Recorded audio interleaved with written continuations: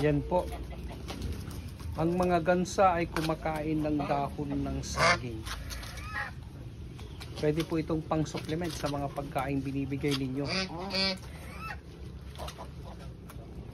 Pwede rin pampasarap sa laman nila kapag ginawa yung karne itong mga pabo ay mga gansa. So,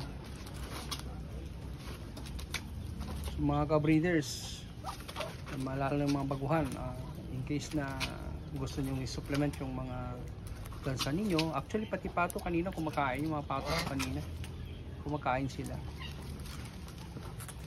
Yung ibang manok kumakain din, yung pansin niyo yung Rhode Island White ko kumakain din po ng dahon. Ito breed po ng native at saka Rhode Island Red, kumakain din po ang mga yan.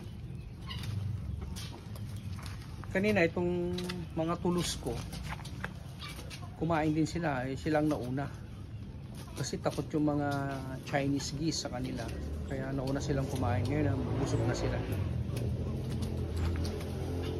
Yan po.